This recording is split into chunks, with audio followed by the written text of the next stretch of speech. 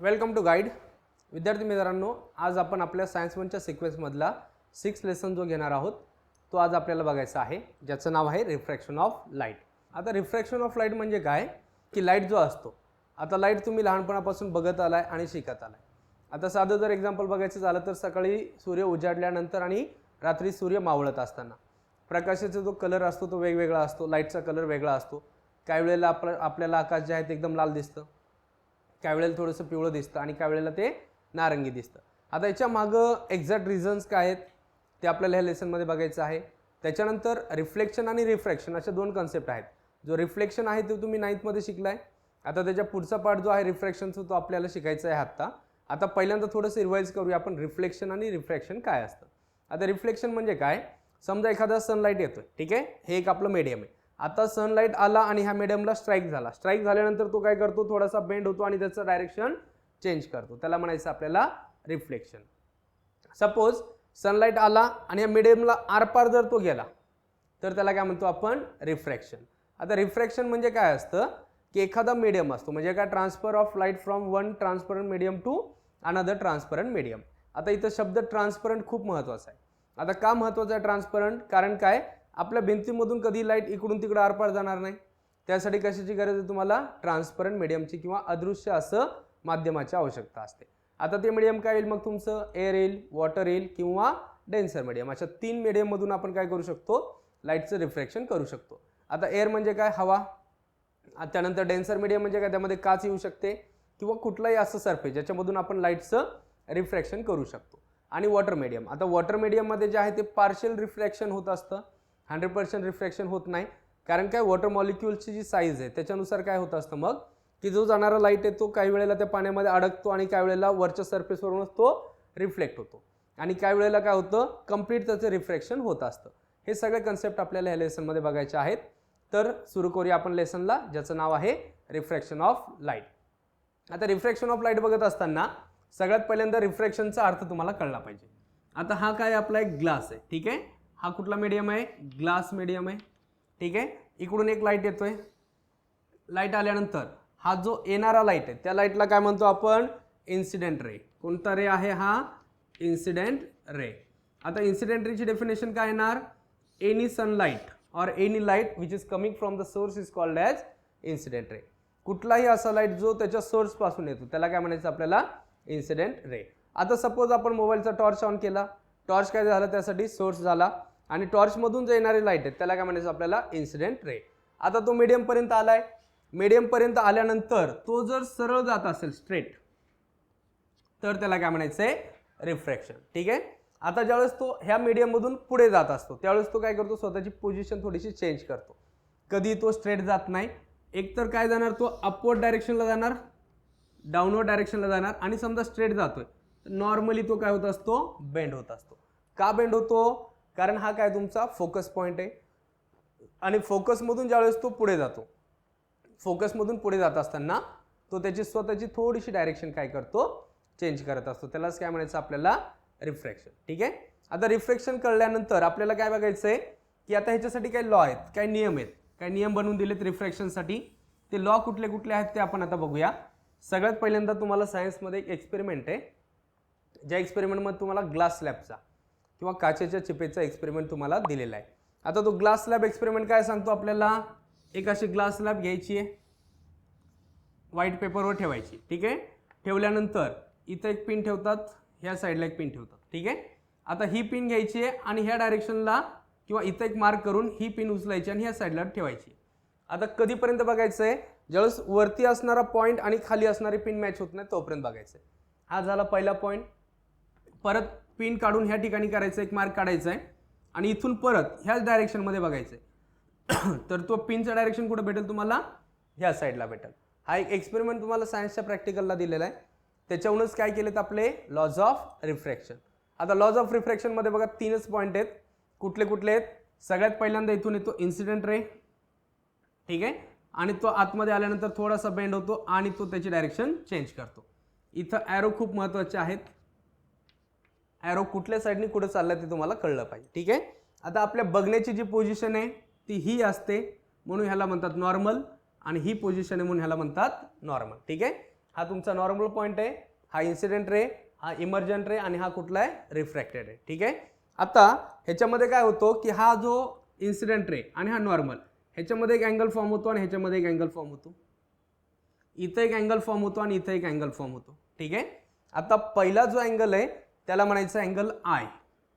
कुठला असतो हा अँगल आय. आता इथं तो डायरेक्शन चेंज करतो म्हणजे त्याचं रिफ्रॅक्शन झालं, म्हणून ह्याला म्हणायचं आहे अँगल आर. ठीक आहे. आता इथून इथपर्यंत हा जो आहे तो इमर्जंट रे.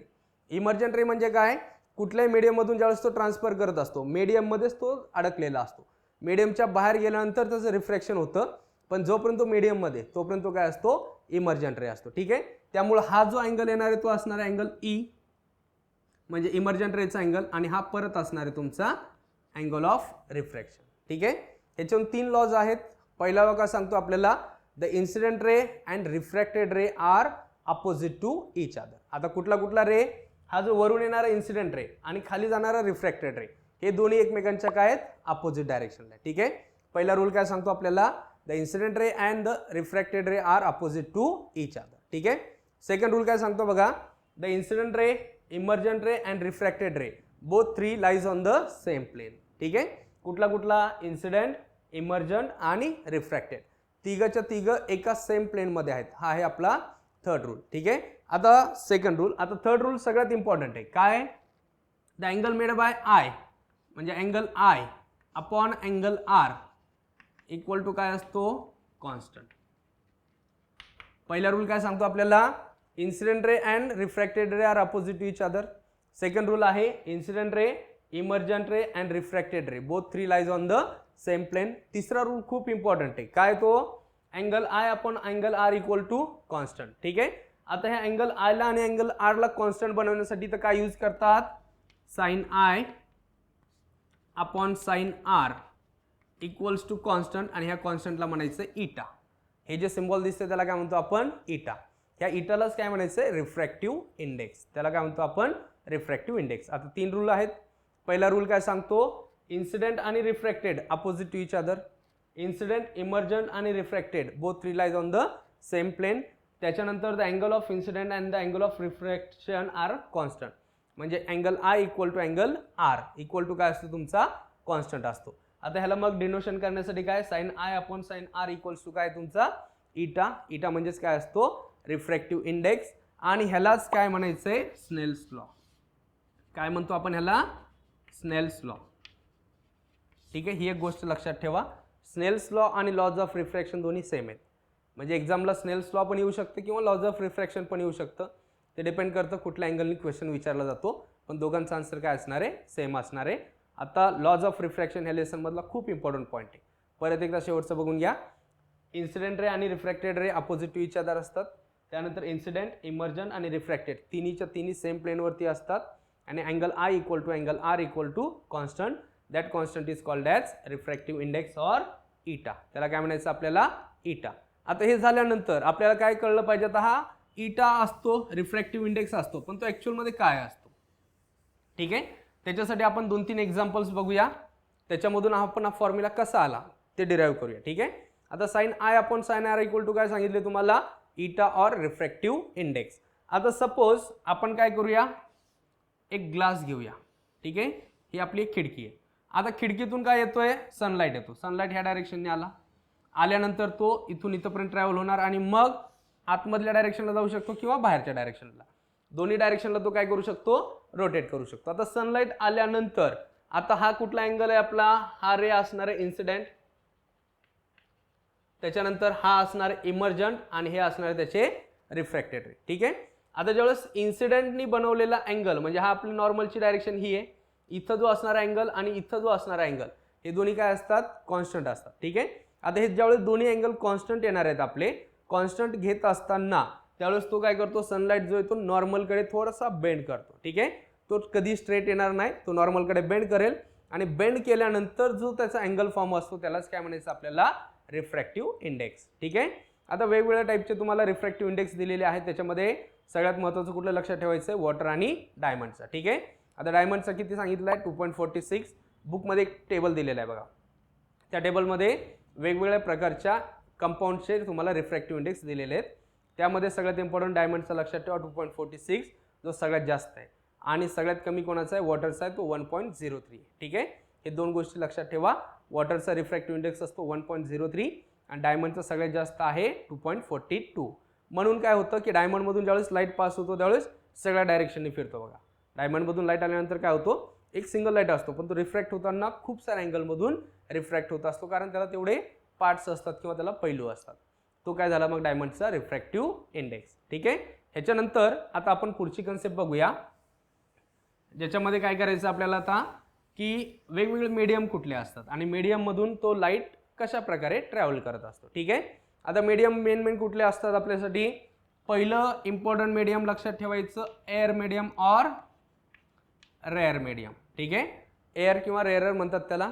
आता एअर मीडियम म्हणजे काय, ॲटमॉस्फिअरमध्ये काहीच नाही आहे म्हणजे काय तिथं एअर मीडियम. ठीक आहे, म्हणजे पहिलं मीडियम आपलं फिक्स असतं. लाईट आला म्हणजे पहिल्यांदा तो कुठल्या मीडियममधून ट्रान्सफर होणार, एअर मीडियममधूनच ट्रान्सफर होणार किंवा रेअर मीडियममधून होणार. दुसरं जे मीडियम असतं ते असतं डेन्सर मीडियम. ठीक आहे, आता हा डेन्सर मीडियम म्हणजे काय की ज्यावेळेस एअर मीडियममधून कुठल्याही पार्टिकलमध्ये तो एंट्री करणार, तो ग्लास असेल वॉटर असेल काही असेल, ज्यावेळेस एअर मीडियममधून तो एंट्री करणार त्याला म्हणायचं आपल्याला डेन्सर मीडियम. ठीक आहे, सपोज वॉटरचा ग्लास भरलेला असेल त्याच्यामधून जर तो लाईट पास होत असेल तरी पण मीडियम डेन्सर किंवा ग्लास किंवा वॉटर तिन्हीमधून कुठलाही लिहू शकता तुम्ही. ठीक आहे, सपोज एखादी लेन्स आहे, कॉन्व्हेक्स असेल किंवा कॉन्केव्ह असेल, त्याच्यामधून जर पास होते तर त्यावेळेस पण तुम्ही डेन्सर किंवा ग्लास मीडियम दोन्हीमधून कुठलंही एक मीडियम लिहू शकता. आता मीडियम म्हणजे काय मग, the path of the light किंवा ज्या पाथमधून लाईट काय होत असते ट्रान्सफर होत असते त्या पाथला काय म्हणायचं आपल्याला मीडियम. आता मीडियम मग एअर झालं, डेन्सर झालं किंवा रेअर झालं आणि डेन्सर झालं. तिसरं मीडियम लक्षात ठेवू शकता ग्लास मीडियम. ग्लास आणि डेन्सर एकच आहे. परत वॉटर मीडियम, वॉटर आणि डेन्सर एकच आहे. आता ज्यावेळेस आपण स्पेसमध्ये जातो, स्पेसमध्ये कुठल्याही टाईपचं मीडियम नाही आहे. मीडियम नसल्यामुळं तिथं लाईटचं रिफ्रॅक्शन जे आहे ते खूप कमी होतं. ठीक आहे, त्यामुळं सूर्यापासून येणारा लाईट इकडं तिकडं स्कॅटर न होता डायरेक्टली कुठंपर्यंत येतो आपल्या अर्थवरती येत असतो. त्याचं रिझन तेच आहे. आता रिफ्रॅक्शन ऑफ लाईटमध्ये काय परत काय लक्षात ठेवायचं तुम्हाला की सनराईज आणि सनसेट या दोन्ही वेळेला जे होणारं रिफ्रॅक्शन ऑफ लाईट आहे ते वेगवेगळं आहे.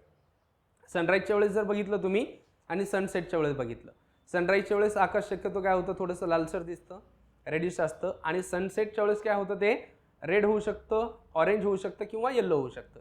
ते डिपेंड कशावरती करतं की त्याच्यामधून कुठल्या लाईटचं रिफ्रॅक्शन जास्त होते किंवा डिस्पर्शन जास्त होते. आता ज्यावेळेस आपला रेनबोचा पॉईंट येईल त्यावेळेस ते परत एकदा डिटेलमध्ये सांगतो की अर्ली सनराईज काय असतो आणि डिले सनसेट काय असतो. अर्ली सनराईजला काय होतं आणि डिले सनसेटला काय होत असतं, किंवा हॉरिझॉनवरून आपण ज्यावेळेस सनचं ऑब्झर्वेशन करतो त्यावेळेस सनच्या पोझिशन आपल्याला वेगवेगळ्या दिसत असतात. तो पॉईंट आपण काय करूया थोड्याच वेळात, म्हणजे ज्यावेळेस रेनबोचा पॉईंट येईल त्यावेळेस बघूया. आता तुम्हाला रिफ्रॅक्शन कळाले थोडक्यामध्ये.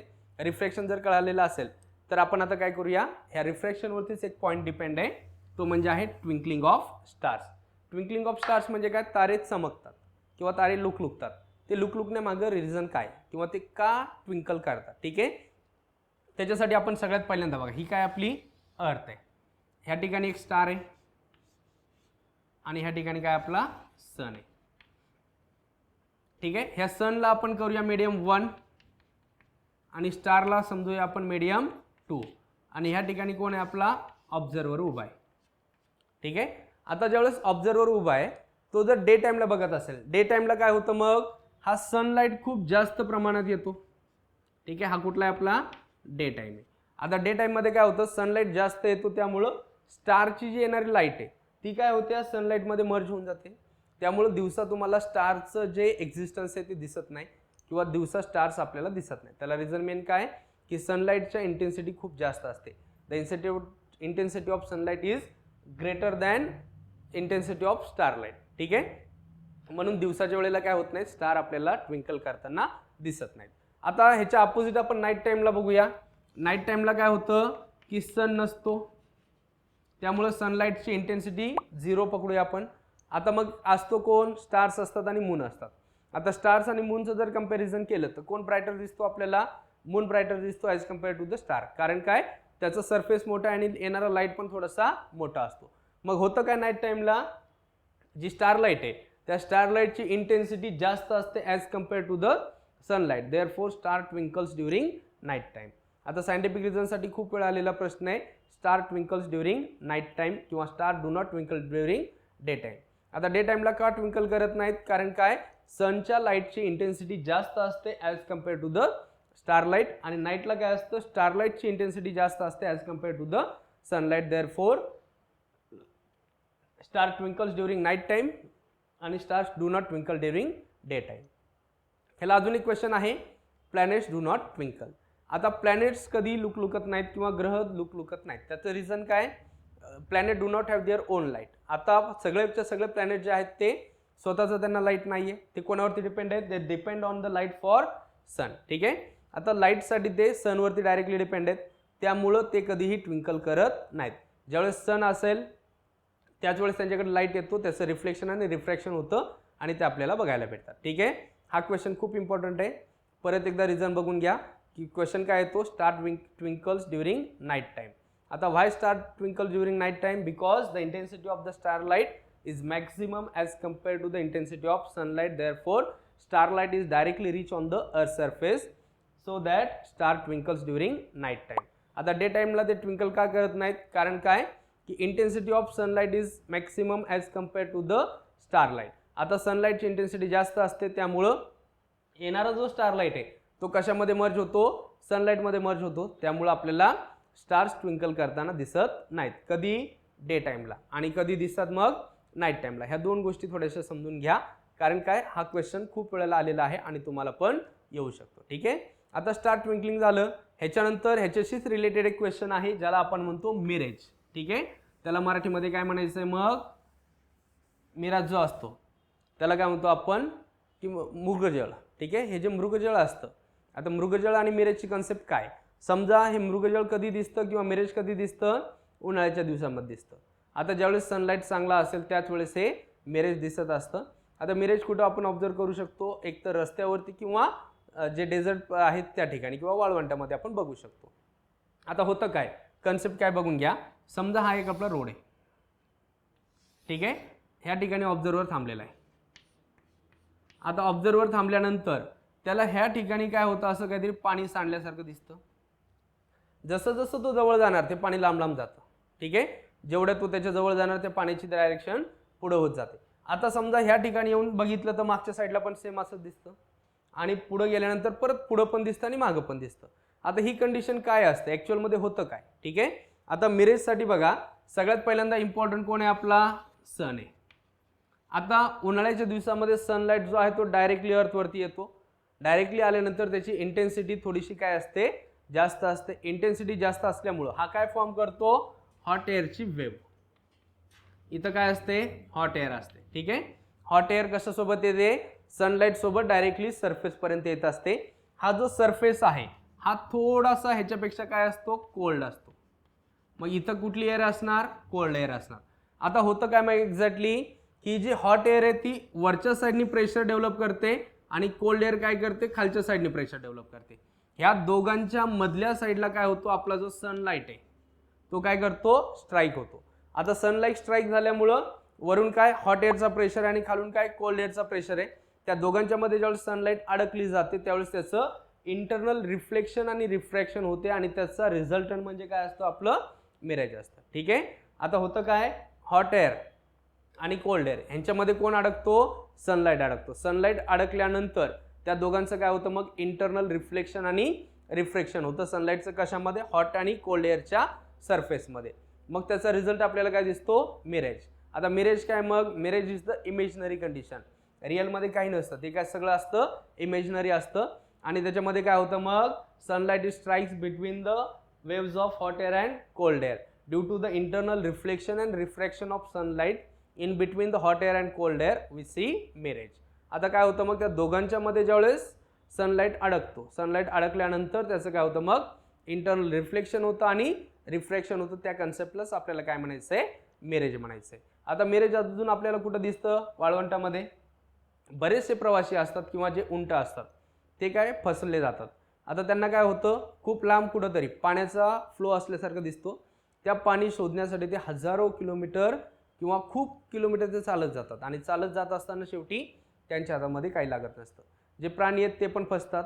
त्याच्यानंतर अजून आपण ज्यावेळेस होळी जाळतो, होळी जाळल्यानंतर बघा, होळीचा समजा हा काय आपला जाळण्याचा सरफेस आहे, इथून ज्या वरती अशा वेव्ज आपल्याला जाताना दिसतात, ॲक्च्युअलमध्ये ते काहीच नसतं, ते काय मग मिरेजचा एक फॉर्म आहे. आता काय होतं, खालचं सरफेस हॉट आहे आणि वरचा काय कोल्ड आहे, त्याच्यामधून लाईटचं त्या येणाऱ्या जाळाचं जे लाईट आहे तो काय होतो, त्या दोघांच्या मध्ये अडकतो आणि त्याचं इंटरनल रिफ्लेक्शन आणि रिफ्रॅक्शन होतं. ही कन्सेप्ट पण कशाची आहे, मिरेजची आहे. ही कन्सेप्ट पण कशाची आहे, मिरेजची आहे. आणि वाळवंटामध्ये जे होतं ते पण काय असतं, मग मिरेजच असतं. म्हणजे मिरेज 2-3 ठिकाणी आपल्याला बघायला भेटू शकतं. ॲक्च्युअलमध्ये कन्सेप्ट काय आहे, sunlight is strikes between the waves of hot air and cold air due to the internal reflection and refraction of sunlight in between hot air and cold air, the imaginary situation is formed is called as mirage. त्याला काय म्हणायचं आपल्याला, मिराज असं म्हणतात. ठीक आहे. आता मिराज जर कळलं असेल तर अजून एक काय आहे तुम्हाला, की समजा आपण एखाद्या ठिकाणी थांबलोय. ठीक आहे. एखाद्या ठिकाणी थांबल्यानंतर आपण हॉरिझॉनकडे बघत असतो. तर हॉरिझॉन म्हणजे काय, की पृथ्वीचा जो अक्ष आहे त्याच्याकडे आपण बघत असतो. बघत असताना काय होतं आपल्याला ते एक आपण बघूया. समजा त्यासाठी एक एक्झाम्पल बघूया. आपण एवढं मोठं टावर आहे. ठीक आहे. आता हे टावर आहे, हे बघत असताना आपल्याला काय होतं, ऑब्झर्वर इथं थांबलाय. एकतर तो ही बाजू बघू शकतो, ही बघू शकतो किंवा ही बघू शकतो. एकदाच पूर्ण टावर आपल्याला दिसत नाही, त्याच्यासाठी आपलं डिस्टन्स खूप लांब असावं लागतं. ठीक आहे. आणि ज्यावेळेस आपण पूर्ण टावर बघतो त्यावेळेस कुठल्या तरी एका पॉईंटला आपण फोकस करू शकत नाही. कारण काय, की ज्यावेळेस आपण बघत असताना काय होत असतं, आपल्या डोळ्यामधून काही रेज जातात, ते त्या ऑब्जेक्टला स्ट्राईक होतात आणि ते परत आपल्याकडे येतात. ज्यावेळेस ते परत आपल्याकडे येतात त्यावेळेस त्याच्यामधून आपलं व्हिज्युअलायझेशन होतं आणि व्हिज्युअलायझेशन झाल्यानंतर त्याची इमेज आपल्या बॉडीमध्ये फॉर्म होत असते किंवा ब्रेन आपल्या त्याला आयडेंटिफाय करतो. मग ज्यावेळेस आपण एखादी गोष्ट कुठलीही बघतो, आता बघत असताना सपोज हा पॉईंट आपण सिलेक्ट केला किंवा हाच पॉईंटकडे आपण फोकस करतो, तर खालचा कुठलाच भाग दिसत नाही आपल्याला. मग तसंच कुठं होतं, आपलं हॉरिझॉनवरती किंवा सनवरती दिसत असतं. ठीक आहे. सन किंवा मून पोझिशन पूर्ण सर्कल आहे, पण आपल्याला दिसताना कुठला भाग दिसतो, एक फ्लॅट सरफेस दिसतो. ते कशामुळे होतं, तुमचं पर्सिस्टन्स ऑफ व्हिजनमुळं किंवा हॉरिझॉनवरून ज्या पोझिशन आपण बघत असतो त्याच्यामुळे ते होत असतं. ठीक आहे. स्टारची पण पोझिशन बऱ्याच वेळेला तशी दिसते. काही वेळेला स्टार ते स्वतःची कधीच जागा बदलत नाहीत, ते आहे तिथंच असतात. पण बऱ्याच वेळेला काय होतं, ह्या साईडचे स्टार दिसतात पण इकडचे स्टार दिसत नाहीत. उद्या जर बघितलं तर इकडचे स्टार दिसणार आणि इकडचे दिसणार नाही. हे कशामुळे होत असतं, जे ॲटमॉस्फेरिक रिफ्लेक्शन आणि रिफ्रॅक्शन आहे लाईटचं, त्याच्यामुळे होत असतं. सपोज की आता ह्या साईडचे जे स्टार्स आहेत तिथून येणारा लाईट आहे तो त्या क्लाउडमध्ये अडकला गेला किंवा तिथलं ॲटमॉस्फिअर जर क्लिअर नसेल तर ती लाईट आपल्यापर्यंत येत नाही, आणि लाईट आपल्यापर्यंत आली नाही का ती ऑब्जेक्ट आपण क्लिअरली बघू शकत नाही. मग त्याच वेळेला अपोजिट काय होऊ शकतं, ह्या डायरेक्शनला असणारी जी लाईट आहे ती डायरेक्टली आपल्या अर्थ सरफेसवरती येत असते आणि आपल्याला ही साईड क्लिअर व्हिजन असते आणि ह्या साईडचं क्लिअर व्हिजन नसतं. त्याला काय म्हणायचं आपल्याला, हॉरिझॉनिक ॲटमॉस्फेरिक रिफ्लेक्शन ऑर रिफ्लेक्शन. ठीक आहे.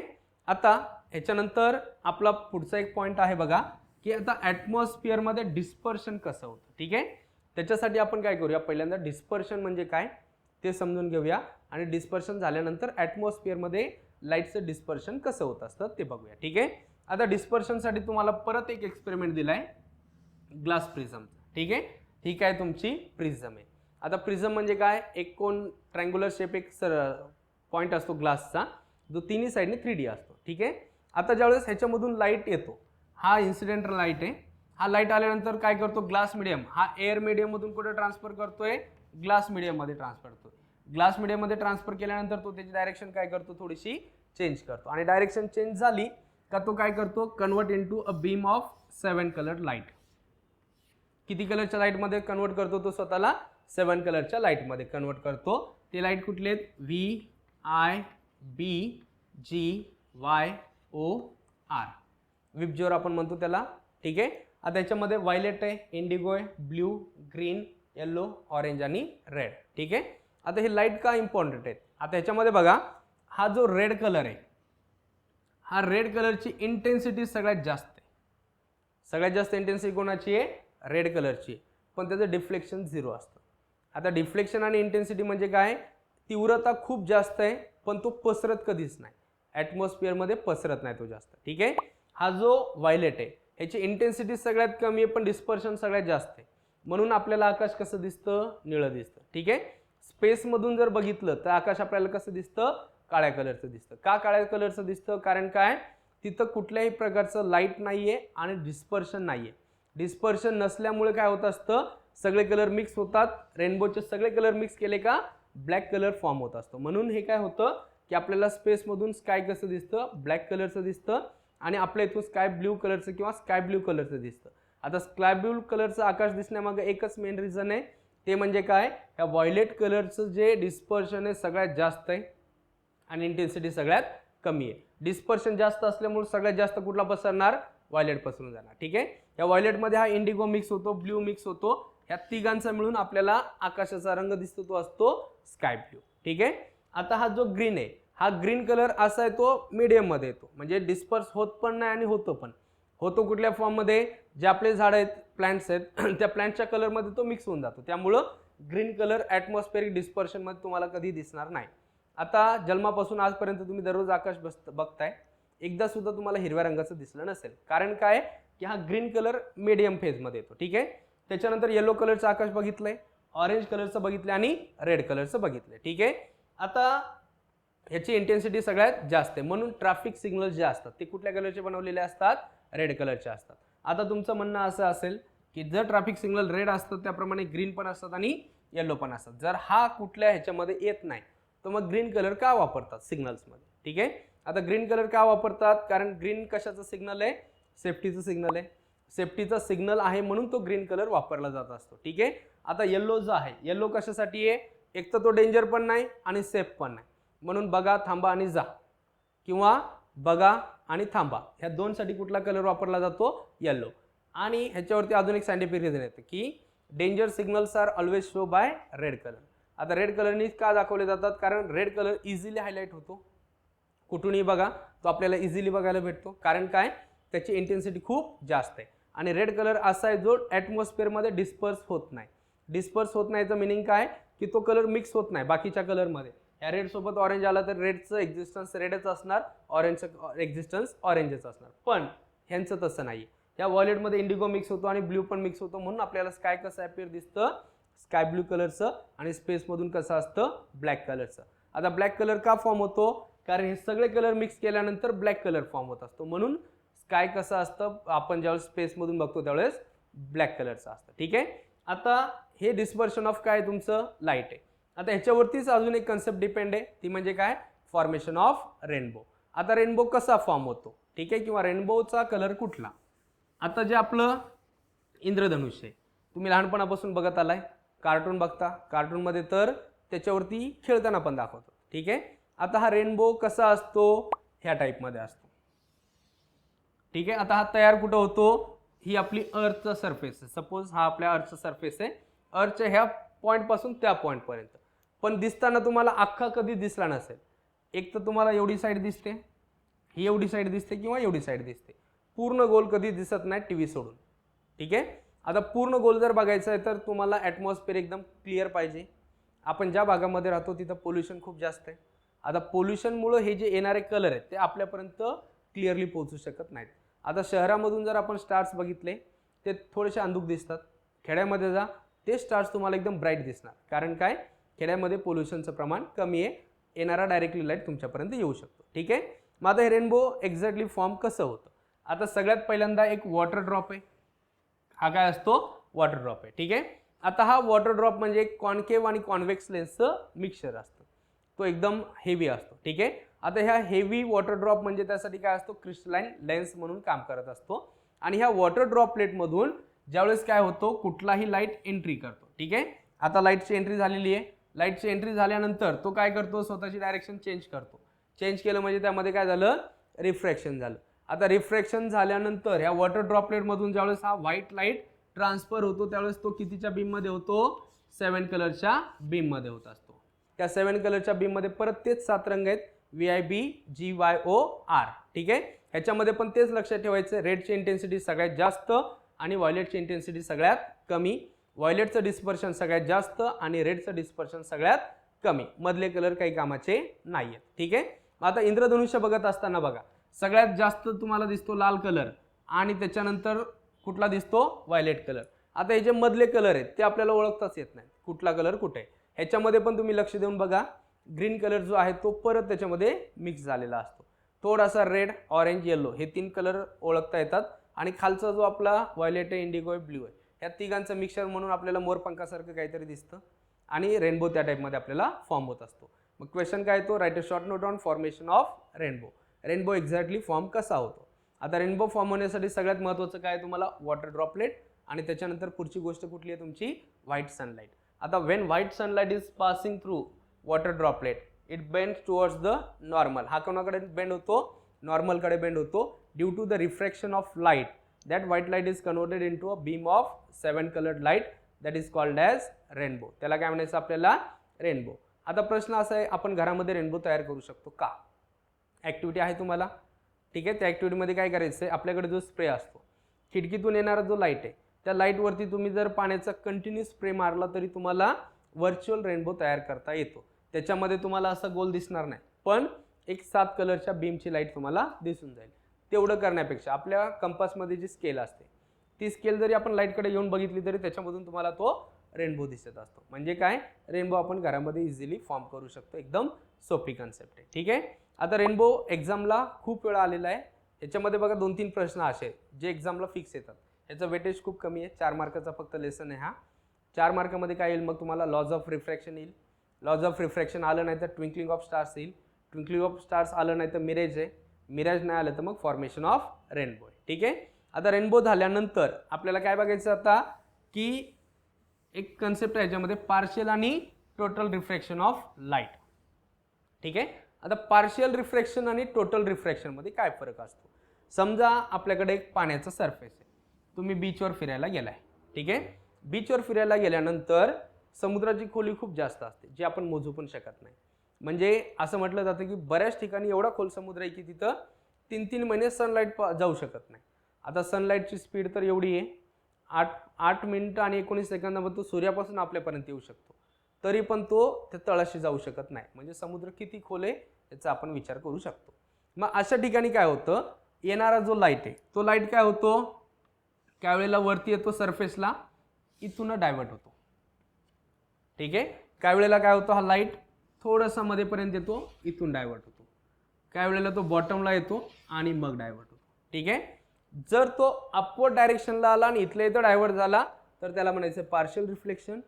तो मिडलला आला, डायव्हर्ट झाला तरी पण पार्शियल रिफ्लेक्शन. आणि तो जर बॉटमला जाऊन परत रिफ्लेक्ट होत असेल तर त्याला म्हणायचं आहे टोटल रिफ्लेक्शन. त्याला काय म्हणायचं आपल्याला, टोटल रिफ्लेक्शन, ठीक आहे. आता टिंडाल इफेक्ट नावाचा एक इफेक्ट तुम्ही 9thला शिकलाय.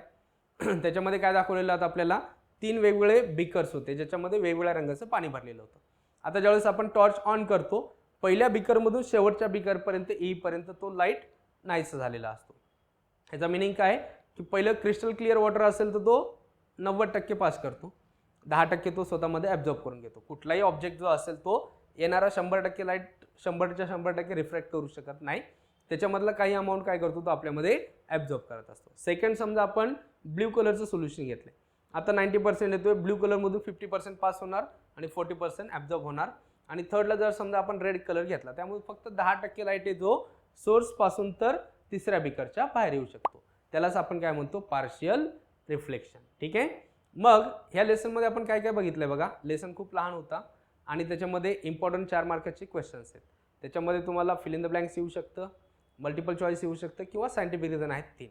आता या लेसनमध्ये सगळ्यात इम्पॉर्टंट काय लक्षात ठेवायचं आहे, लॉज ऑफ रिफ्रॅक्शन, ठीक आहे.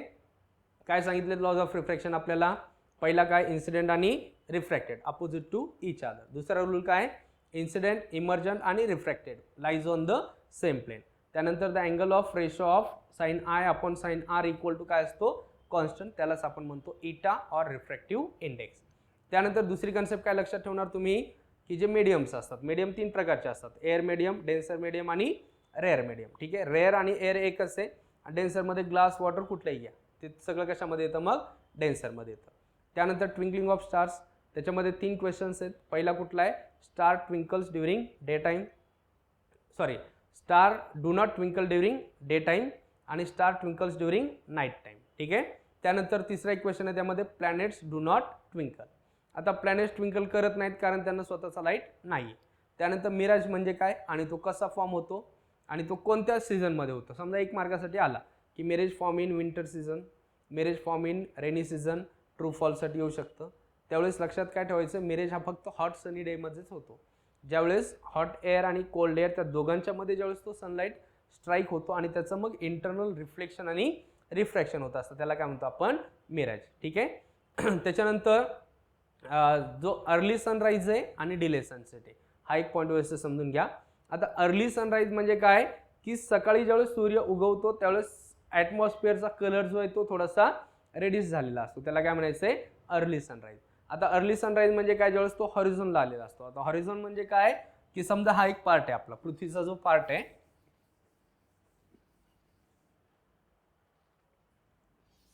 आता हा हॉरिझॉन म्हणजे इथं सूर्य आहे, इथून एकदम जवळ डिस्टन्स आहे. आता जवळ आल्यानंतर आपल्याला तो पूर्ण थोडासा लाल दिसतो, कारण इंटेन्सिटी लालची काय सगळ्यात जास्त आहे, रेडची इंटेन्सिटी सगळ्यात जास्त आहे, त्याला म्हणायचं आहे अर्ली सनराईज. ठीक आहे. आता डिले सनसेट म्हणजे काय, तो असा पूर्ण एक राऊंड फिरून ह्या साईडला आला, परत हा पण हॉरिझॉनच्या जवळ आहे. ठीक आहे. आता ह्याला म्हणायचं डिले सनसेट.